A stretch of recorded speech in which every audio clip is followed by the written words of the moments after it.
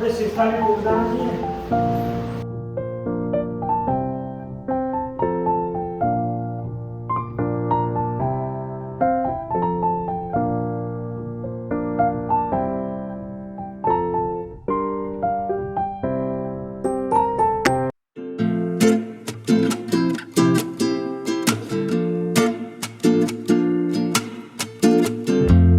Hello everyone, आप सभी को गुड मॉर्निंग, राधे राधे। कैसे हैं आप सब? उम्मीद करती हूँ कि आप सभी बहुत अच्छे होंगे। तो गाइस, सुबह का टाइम है और यहाँ पे मैं अपना थोड़ा सा श्रृंगार कर रही हूँ। आपका कमेंट था कि दीदी जब भी मांग में सिंदूर लगाया करो, श्रृंगार किया करो, तो सर पे पल्लू रख के किया करो। तो इसीलिए आज मैंने सर पे पल्लू रख के श्रृंगार किया है। और कमेंट के ज़रिए मैं आपसे बहुत कुछ सीखती हूँ, जिस तरह आप वीडियो के ज़रिए मुझसे सीखते हो। और परफेक्ट कोई नहीं होता। कोई भी ये सोचने लगे भाई हमें कुछ सीखने की ज़रूरत नहीं है, हम अपने आप में परफेक्ट हैं, तो हर किसी इंसान के अंदर कुछ कमी भी होती है तो कुछ खूबी भी होती है। वो सभी के साथ होता है। और जैसे आपके बहुत सारे ये कमेंट होते हैं ना, दीदी आप हर काम को बहुत अच्छे से करते हो, आपको सब काम आते हैं।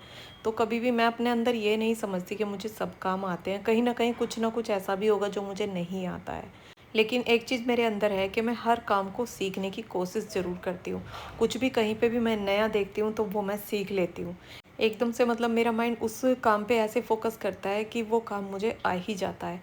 एक बार के देखने में ही कुछ चीज़ें ऐसी हैं जो मैं एक बार के देखने में ही सीख जाती हूँ। तो यहाँ पे अभी मैं बालों को कंघा निकाल रही हूँ और बाल मेरे काफ़ी सारे निकल रहे हैं, क्योंकि मेरे बाल धुले हुए ना काफ़ी टाइम हो चुका है। कल एक हफ़्ता हो गया है और एक हफ़्ते में बाल धुल लेती हूँ। लेकिन ये जो हमारे घर में काम चल रहा है पत्थर का, ये भी एक ही हफ़्ते का था, तो मैंने सोचा ये काम ख़त्म हो जाएगा उसके बाद ही धुलूँगी, नहीं तो घर में बहुत सारी धूल हो रही है और बाल फिर बहुत जल्दी गंदे हो जाएंगे। तो धुलने का बिल्कुल भी मन नहीं हो रहा। और कुछ ना कुछ काम ना डेली का रह ही जाता है। रोज़ ये हो रहा है कि हाँ आज काम ख़त्म हो जाएगा, आज काम ख़त्म हो जाएगा, लेकिन रोज़ कुछ ना कुछ रह जाता है। तो यहाँ पे अभी कपड़े पहले मैंने धुलने के लिए डाल दिए थे। कपड़े बहुत सारे हो रहे हैं क्योंकि कपड़े सुखाने की बहुत दिक्कत हो रही है। कपड़े कहाँ सुखाऊँ? ऊपर नहीं सुखा सकती हूँ, ऊपर वाले रूम में नहीं सुखा सकती हूँ, बाहर नीचे कोई डोरी वगैरह ऐसी कुछ है नहीं, तो इसलिए यहाँ पे हॉल में भी धूल आती है, तो इस वजह से वहाँ पे भी नहीं सुखा सकती हूँ। तो यहाँ पे रूम में ही ये कपड़े कुछ मैंने टांग दिए थे रात में धुले थे कुछ। और जैसे ये अब सूख गए हैं तो वो उतार दिए हैं, और कुछ धुलने के लिए सुबह ही मैंने डाल दिए थे। मैंने कहा उनको उतार दूँगी, इनको फिर डाल दूँगी। तो ये थोड़े थोड़े होके ना कपड़े सारे धुल जाएंगे। कपड़े कई दिनों के हो चुके हैं। तो यहाँ पे जैसे पंखा चलता रहता है ना, तो ये जल्दी सूख भी जाते हैं। तो सारे हैंडलों पे, जितने भी हैंडल है ना, सब पे मैं ये कपड़े टांग दूँगी, तो सारे कपड़े हमारे सूख जाएंगे। और अभी मैं वॉशिंग मशीन को पूरा आपको दिखाऊंगी। आप इसके लिए पूछ रहे थे दीदी आपकी वॉशिंग मशीन कौन सी कंपनी की है, तो ये सैमसंग की है। और यहाँ पे इसमें जो अंदर ये स्टील वाला टब दिया हुआ है, क्योंकि स्टील में कभी जर नहीं आता है, ये टब ख़राब नहीं होता। और यहाँ पे लिक्विड का दिया हुआ है, जैसे लिक्विड डिटर्जेंट है, ईजी है, वो हम यहाँ पे डाल सकते हैं, और जो सूखा सर्फ होता है वो हम यहाँ पे डाल सकते हैं। तो दोनों जगह इसमें दिया हुआ है। इसके लिए आप पूछ रहे थे कि दीदी आप इसमें जो डिटर्जेंट होता है सूखा वो कहाँ डालते हैं। और यहाँ पे जैसे रोए वगैरह जो जमा हो जाते हैं, तो यहाँ से इसकी जाली को ना क्लीन करना होता है। हफ्ते में, 10 दिन में, 1 महीने में आप इसको क्लीन कर सकते हैं। और इसका जो ये डोर है वो छोड़ने पे ना बहुत ही स्मूथली नीचे आता है, एकदम से ये नहीं कि हाथ के ऊपर गिर जाएगा। और यहाँ अब मैंने इसको ऑन कर दिया है, और इसमें ना सारे ऑप्शन दिए हुए हैं बेडशीट धोने के, पानी गर्म करके तब कपड़े धुलना, जैसे हमारे टॉवल वगैरह होते हैं वो गर्म पानी से धुले जाते हैं, तो यहाँ पे स्टीम वाला ऑप्शन भी है। और ये टब क्लीन वाला है, तो टब को 50 धुलाई के बाद ना हमें एक बार धुलना होता है, मतलब क्लीन करना होता है। ये अपने आप ही क्लीन करती है, हमें केवल सर्फ डाल देना है इसमें, और ये अपने आप अंदर से खुद को क्लीन करेगी। और यहाँ पे ये वाटर लेवल वाला बटन है, कितना पानी आपको रखना है। इसमें पानी की प्रॉब्लम सभी को बहुत ज़्यादा होती है कि ये पानी बहुत लेती है, लेकिन वो आपके ऊपर बात है कि आपको कपड़े कितनी बार पानी में को निकालने हैं। अगर 2 बार निकालने हैं तो आप 2 पॉइंट इसके कर दीजिए, वो 2 बार ही निकालेगी। कितनी देर कपड़ों को आपको सुखाना है तो वो आपके ऊपर बात है। इसमें पॉइंट बढ़ाते जाइए उतना ही वो टाइम ज़्यादा लेती है। तो यहाँ पे मैं ज़्यादातर नॉर्मल पे रखती हूँ, क्योंकि सभी तरह के कपड़े इसमें धुले जाते हैं, तो इसलिए मैं नॉर्मल पे रखती हूँ। तो यहाँ पे जैसे हमने स्टीम पे मैंने इसको अभी लगाया है, तो 4 घंटे 10 मिनट के लिए बंद हो जाती है, क्योंकि पानी को गर्म करती है, फिर कपड़ों को धोती है, फिर कपड़े जो पानी में को निकालती है वो पानी भी गर्म करती है, फिर उसमें को निकालती है। तो इसलिए इसमें टाइम ज़्यादा लिया जाता है। तो उसके लिए तो मैं बस सिर्फ टॉवल वगैरह ही धुलती हूँ गर्म पानी से, उसके लिए यूज़ करती हूँ। और यहाँ पे जैसे ही मैं बाहर आई तो पत्ते लिए खड़े हैं नारियल पानी। तो मैं उनको बोल रही थी आप भी पी लो, उन्होंने बोला मैं पी के आया हूँ। तो मुझसे ज़्यादा पिया नहीं जाता, मैं बोल रही थोड़ा सा और पी लो। और ससुराल में ना एक ही इंसान होता है आपकी केयर करने वाला, वो होता है पति। तो यहाँ अभी पहले लूँगी मैं नारियल पानी। आज जो है मैंने पहले नींबू पानी भी ले लिया, अब नारियल पानी ले रही हूँ, दही नहीं लूँगी आज। पसीना देखो इतने में ही कितना आ रहा है। कह रहे ना दीदी फेस पे बहुत पसीना आता है, भाई मुझे खुद इतना पसीना आता है बहुत ज़्यादा। मैं पोंछती पोंछती ना फेस भी छिल जाता है, इतना पसीना आता है जब किचन में काम करती हूँ। तो अभी पहले नारियल पानी पी लूँगी, नाश्ता तो मेरा इसी से हो जाएगा। आज दही वगैरह कुछ भी नहीं लूँगी। आज बनाऊँगी कुछ हल्का सा खाने में, खिचड़ी बना लो, मूँग दाल की दही के साथ खिचड़ी बना लो, बढ़िया लगती है एकदम। कभी कभी ना हमें ऐसा हल्का फुल्का खाना चाहिए भाई। देखियो हमारे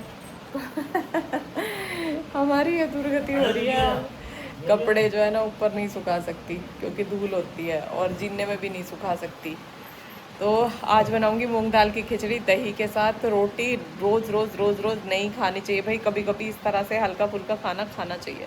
और आज ना कुछ सामान नीचे ले आए हैं ऊपर वाले रूम में से, क्योंकि वो रूम भी खाली करना है। तो ये देखो मेरी छोटी सी चक्की, इसके लिए बहुत सारे कमेंट आते हैं दीदी चक्की अपनी ठीक से दिखाना। तो इसको अभी यहाँ पे मैं कवर करके रख दूँगी। ये ऊपर से इसलिए लेके आए क्योंकि इसमें धूल भर जाती बहुत ज़्यादा। इसके साइडों में थोड़ी जाली जाली सी भी दी हुई है, तो इसके मोटर के अंदर धूल चली जाती। तो इसलिए इसको अभी पहले यहीं पे ला के रखा हुआ है। और यहाँ पे मैं रोज़ी की सब्ज़ी कट कर रही हूँ। इसमें सोयाबीन, लौकी, कद्दू, गाजर सारी चीज़ करके इसको स्टीम होने के लिए रखूँगी। और यहाँ पे इधर मैंने घी बनने के लिए रखा था, घी भी ये तैयार हो गया है, तो इसको मैंने सुबह ही रख दिया था। और यहाँ पे ये नैपकिन से ना डब्बे को साफ़ कर लूँगी। ये घी का ही डब्बा है, तो जब भी घी का डब्बा अगर साफ़ करना होता है पानी से ना धुल के उसको नैपकिन से अगर साफ़ कर लिया जाए ना तो वो सबसे बढ़िया है। क्योंकि पानी से साफ़ करके फिर उसको सुखाना होता है और तब वो डब्बा तैयार होता है घी के लिए। तो यहाँ पे नैपकिन से फटाफट से पूरा क्लीन भी हो गया और वो गीला नहीं हुआ। तो यहाँ पे घी का 1.5 किलो का डब्बा मेरा भर गया है। इसको भर के एक तरफ रखूँगी। और घी मैं घर का ही यूज़ करती हूँ, और ज़्यादातर खाने में भी हमारे घी यूज़ होता है। जैसे अब खिचड़ी बना रही हूँ, तोरी बनाती हूँ, तो बहुत सारी चीज़ें जैसे घी में छोंकी जाती हैं, और घी की छुकी हुई वो अच्छी भी लगती हैं। और कुछ सब्जियाँ ऐसी हैं जो कि तेल की छुकी हुई अच्छी लगती है। तो तेल यूज़ करती हूँ मैं सरसों का, और रिफाइंड ऑयल वगैरह ऐसा कुछ भी मैं कभी भी यूज़ नहीं करती। तो यहाँ पे खिचड़ी मैंने छोंक दी है बिल्कुल सिंपल तरीके से, घी में जीरा डाल के। और कुछ बेसिक से मसाले जैसे धनिया पाउडर और हल्का सा जीरा पाउडर, नमक, हल्दी, और बहुत थोड़ी सी लाल मिर्च, क्योंकि जब हम इसको दही के साथ खाएंगे तो थोड़ा सा हल्का सा तीखा टेस्ट आना चाहिए। जैसे खिचड़ी छोंक के कुकर का ढक्कन बंद करके मैं इधर आई हूँ, तो सबसे पहले ये रोज़ी का खाना मैंने चेक किया है कि ये स्टीम हो गया है या नहीं। तो ये अच्छे से स्टीम हो गया। अब मैं इसको बंद कर दूंगी और इसको उतार के रख दूंगी ठंडा होने के लिए। तो इतने हमारी खिचड़ी बनेगी, रोज़ी का खाना ठंडा होगा, इतने में बर्तन साफ़ करके रख दूंगी। बर्तन वैसे थोड़े ही थे, क्योंकि जो बड़े बड़े बर्तन थे ना वो मैंने सुबह ही साफ़ करके रख दिए थे। बर्तनों का काम अगर साथ साथ निपटता रहे ना तो किचन में काम फिर ज़्यादा नहीं लगता। तो इसलिए इस काम को मैं साथ के साथ ही निपटा देती हूँ। सुबह दूध का डिब्बा, मट्ठे के बर्तन, दही, वो सब पहले ही मैंने साफ़ कर दिए थे। और किचन हमारा अगर पहले ही साफ़ सुथरा सिमटा हुआ रहेगा ना, इधर उधर फैला हुआ नहीं रहेगा, तो काम करने में खुद ही बहुत अच्छा लगता है। और अगर किचन फैला हुआ हो और फिर किचन में काम करना हो तो इतना आलस आ जाएगा, खुद ही देख के ही आलस आने लगेगा कि काम हो कैसे। तो इसलिए सुबह का काम निपटने के बाद भी और रात का काम निपटने के बाद भी मैं पूरे किचन को एकदम क्लीन कर देती हूँ, ताकि सुबह को भी मुझे किचन एकदम साफ़ सुथरा मिले। और जब सुबह का काम ख़त्म करके मैं शाम को किचन में काम करूँ तो भी एकदम साफ़ सुथरा मिले। और जैसे घर में काम चल रहा है तो धूल मिट्टी भी बहुत ज़्यादा आ रही है, तो काउंटर टॉप भी ना कई कई बार साफ़ करना पड़ता है, क्योंकि इस पे बहुत ज़्यादा धूल आती है। और ये किचन हमारा उसके पास भी है, मतलब जाल के बिल्कुल पास आया हुआ है, तो वहाँ से इसमें ऊपर से बहुत ज़्यादा धूल मिट्टी आती है। और अंदर रूम में इतना कुछ भी नहीं है, मतलब यहाँ पे तो इतना नहीं हो रहा है गंदा जितना कि बाहर हो रहा है। हॉल भी बहुत ज़्यादा गंदा हो रहा है और किचन के आसपास भी पूरा गंदा है।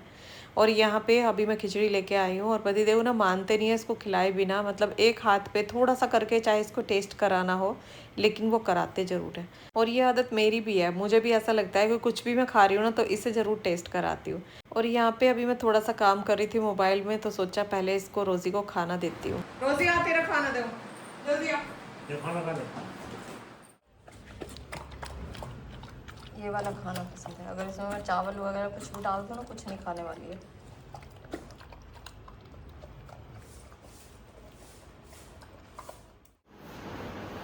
पकड़ो वो ऐसी ना मैंने देखी ना उन्होंने तो 2,500 रुपये दे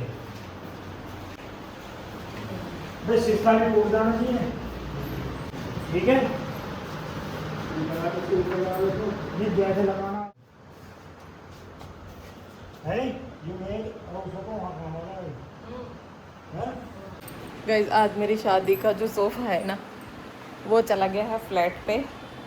मैंने बड़े सहेज के बड़े अच्छे से उसको आज तक रखा है। 21 साल हो चुके हैं उसको और 21 साल से वो बिल्कुल अभी तक एकदम नए जैसा था। लेकिन अब थोड़ा सा क्या हो रहा था कि हल्की हल्की जो रैगज़ीन है ना वो थोड़ी सी क्रैक हो रही थी, तो उसको ना कवर करवा देंगे। और वो भी और टेबल भी, मतलब दो जो 2 सीटर है, 2 जो सोफ़े हैं छोटे छोटे जो होते हैं वो चले गए हैं और टेबल चली गई है, क्योंकि वहाँ पे ना सोफ़ा ही नहीं था। और अभी उसका जो लंबे वाला सोफ़ा है ना वो रह गया है, वो यहीं पे है। तो वो देखते हैं, वो भी फ्लैट पे ही चला जाएगा वैसे दूसरे पे। और यहाँ के लिए देखेंगे या तो नया सोफ़ा बनवा देंगे यहाँ पे, क्योंकि वहाँ पे बाहर ना एरिया भी थोड़ा सा कम है। तो जो एल टाइप में सोफ़ा बनता है ना तो उसके लिए वहाँ पे एरिया बिल्कुल सही रहेगा, क्योंकि उसकी वो जगह कम लेता है, तो उसको वहाँ बनवा देंगे। वैसे आज मुझे ना सच बताऊँ बहुत ज़ोर पड़ा जब मेरा सोफ़ा जा रहा था क्योंकि भाई मेरी शादी का एक एक सामान मैंने बहुत अच्छे से रखा हुआ है। बेड भी, ड्रेसिंग टेबल, सेफ, संदूक, सोफ़ा और टेबल, सारी चीज़ें बहुत अच्छे से रखी हुई थी। लेकिन वही है, ज़माने के हिसाब से, समय के हिसाब से सब कुछ जो नया होता चला जाता है तो पुरानी चीज़ें हटानी भी पड़ती हैं। लेकिन उसको मेरा मन नहीं था देने का, लेकिन वहाँ के लिए फिर नया लेना पड़ता, तो क्या फ़ायदा, घर में भी ये एक्स्ट्रा ही पड़ा है, इसलिए उसको ही पहुँचा दिया। तो अभी आपको मैं वो दिखाती हूँ। मैं वो बेडशीट बनाने के लिए बस सोच ही रही थी। वैसे आज मुझे टाइम नहीं लगा इतना कि मैं वो काम शुरू कर सकूँ, क्योंकि घर में जो एक काम चल रहा है ना इससे बड़ी प्रॉब्लम हो रही है सच में। ऊपर भी जाके थोड़ा बहुत देखना ही पड़ता है मिस्त्रियों का भी। तो यहाँ पे ये जो है, ये देखो, ये प्लेन बेडशीट है वाइट कलर की, सिंगल बेडशीट है। और इसको मैं फैब्रिक जो कलर होते हैं ना उनसे मैं इस पर कलर करके और बनाने वाली हूँ। और इसको कैसा बनाने वाली हूँ वो दिखाऊंगी आपको आने वाले ब्लॉग में। जहाँ तक है जल्दी बनाने की इसको कोशिश करूँगी। वैसे मैं इसको ना गुलाब के फूलों से बनाने का सोच रही हूँ कि गुलाब के फूल बनाऊँ। अभी आपको ना दिखाती हूँ, एक बेडशीट पे हमारे गुलाब के जो फूल बने हुए मुझे बड़े अच्छे लग रहे हैं, तो सोच रही हूँ ऐसे बना दूँ। या एक बेडशीट मैं अपनी शादी में लेके आई थी तो उसको ही आगे तक चला के रखूँ। ये देखो बहुत अच्छे गुलाब के फूल हैं ये, और मैं इस कलर का इसको बनाने का सोच रही हूँ। तो वो बेडशीट रखी, या तो बिल्कुल सेम प्रिंट उसका ही करूँगी जो बेडशीट मैंने पहले बनाई थी, क्योंकि वो यादें ही आगे को चला के रखूँगी कि हाँ इस तरह की बेडशीट मैं अपनी शादी में लेके आई थी, है ना। वो भी अब रिटायर ही हो गई है, मतलब बहुत पुरानी हो गई भाई। कभी कभी वैसे मैं उसको बिछाती हूँ, वो भी वाइट कलर की है। और या फिर ऐसे ही बनाऊँगी, देखती हूँ, वो दिखाऊँगी आपको आने वाले ब्लॉग में, ठीक है। तो चलो अभी इस ब्लॉग को रोक लेती हूँ यहीं पे। वीडियो कैसा लगा कमेंट करके बताना, पसंद आया हो लाइक करना, चैनल पर नए हैं सब्सक्राइब करना। मिलते हैं फिर एक नए ब्लॉग के साथ, तब तक के लिए आप सभी को राधे राधे।